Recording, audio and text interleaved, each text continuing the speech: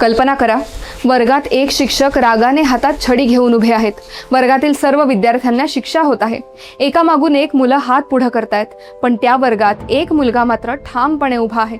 शिक्षकांनी छडी उगारली तरी त्यांनी हात पुढे केला नाही, कारण त्याने चूक केलीच नव्हती. तोच मुलगा पुढे जाऊन संपूर्ण देशाला स्वराज्याचा मंत्र देणार होता.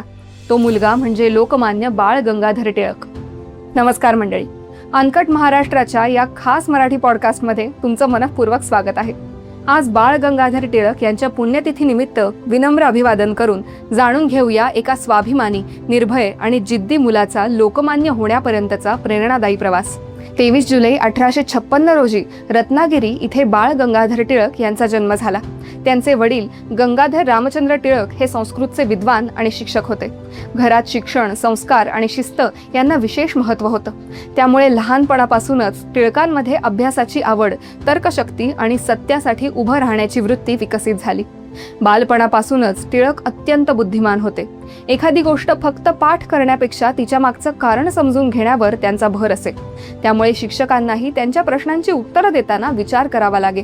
पण त्यांचा सर्वात मोठा गुण होता स्वाभिमान. चुकीची गोष्ट स्वीकारणं किंवा अन्याय सहन करणं त्यांना कधीच मान्य नव्हतं. लोकमान्य टिळक लहान असतानाची ही एक प्रसिद्ध घटना आहे. एकदा शाळेत मधल्या सुट्टीत काही मुलांनी भुईमुगाच्या शेंगा खाल्ल्या आणि टरफलं वर्गभर टाकली.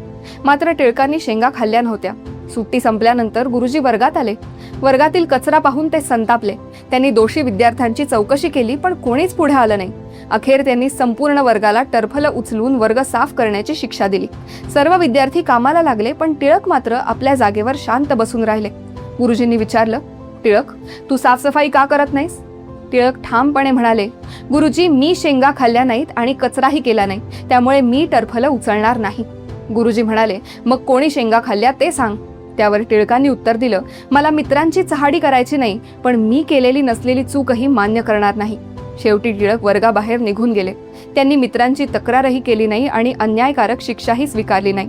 लहान वयातच त्यांच्या स्वाभिमानी, निर्भय आणि न्यायप्रिय स्वभावाची ही झलक होती. पुढे हाच मुलगा संपूर्ण देशाचा लोकमान्य नेता बनला.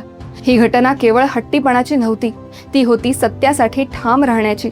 पुढे ब्रिटिश सत्तेविरुद्ध लढताना याच स्वभावाने त्यांना कधीही झुकू दिलं नाही. पुढे टिळक पुण्यात आले. त्यांनी उच्च शिक्षण घेतलं आणि गणित विषयात पदवी मिळवली. त्या काळात शिक्षण घेतल्यानंतरही सरकारी नोकरी करणं हा प्रतिष्ठेचा मार्ग मानला जात होता. पण टिळकांनी वेगळी वाट निवडली.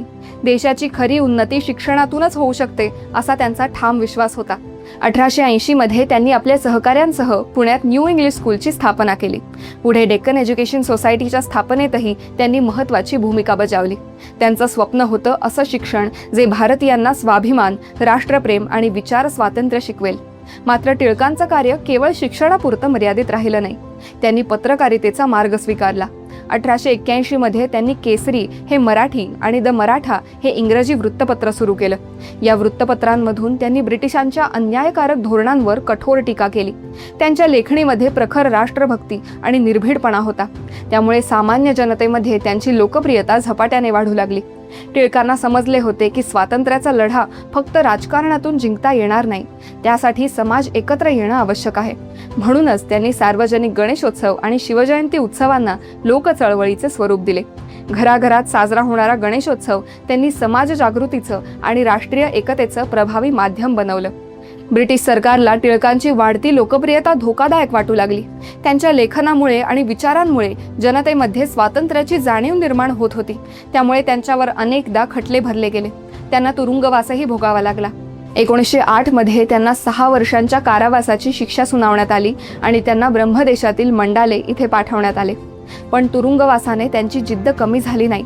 उलट मंडालेच्या तुरुंगातच त्यांनी गीता रहस्य हा महान ग्रंथ लिहिला. संकटांनाही संधीमध्ये बदलण्याची ताकद त्यांच्या व्यक्तिमत्वात होती. भारतीय स्वातंत्र्य लढ्याला नवी दिशा देणारी त्यांची सर्वात प्रसिद्ध घोषणा आजही प्रत्येक भारतीयाच्या मनात कोरलेली आहे.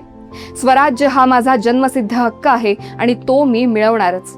ही केवळ घोषणा नव्हती, तर ती संपूर्ण देशाला जागवणारी एक गर्जना होती.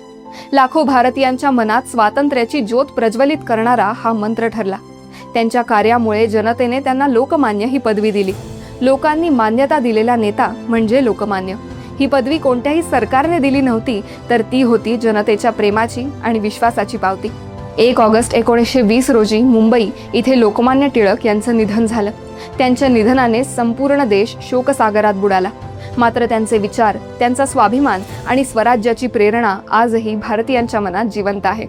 एका वर्गात अन्यायकारक शिक्षेला नकार देणाऱ्या त्या छोट्याशा मुलापासून ते संपूर्ण देशाला स्वाभिमानाचा धडा शिकवणाऱ्या लोकमान्य नेत्यापर्यंतचा हा प्रवास विलक्षण आहे. सत्यासाठी उभं राहण्याचं धैर्य, संकटांशी लढण्याची जिद्द आणि राष्ट्रासाठी झटण्याची तळमळ यामुळेच बाळ गंगाधर टिळक इतिहासात अजरामर झाले. तर मंडळी, आजच्या पुरतं एवढंच. आम्हाला आशा आहे की तुम्हाला आमचा हा पॉडकास्ट अवश्य आवडला असेल. आवडला असल्यास लाईक व शेअर करायला विसरू नका. न केलेल्या चुकीची शिक्षा तुम्ही कधी स्वीकारली आहे का? तुमचा अनुभव कमेंट्समध्ये नक्की शेअर करा. पुढील अपडेट जाणून घेण्यासाठी आमच्या चॅनलला सबस्क्राईब करा व बेल आयकॉन प्रेस करायला विसरू नका. धन्यवाद.